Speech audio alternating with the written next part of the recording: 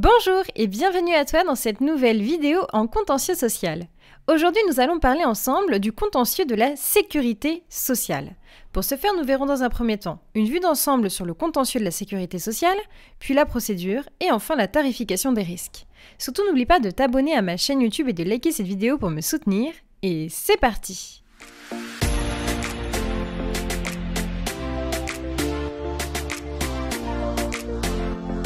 Tout d'abord, une vue d'ensemble du contentieux de la sécurité sociale. Tout d'abord, tu peux noter l'article L 142-1 du CSS qui va donc poser les différents litiges qui relèvent de la sécurité sociale.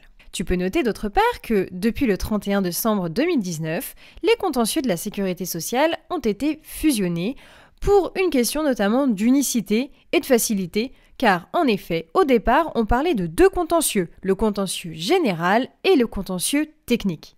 Et donc, à présent, on n'a plus qu'un seul contentieux.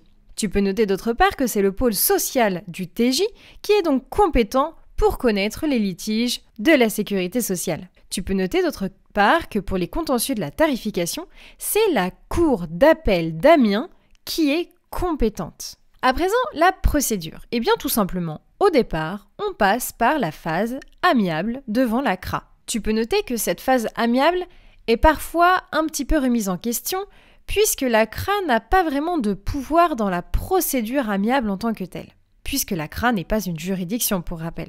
La procédure devant le pôle social du TJ est ensuite engagée. Ici, je te renvoie à l'article R 142-10 et suivant du CSS.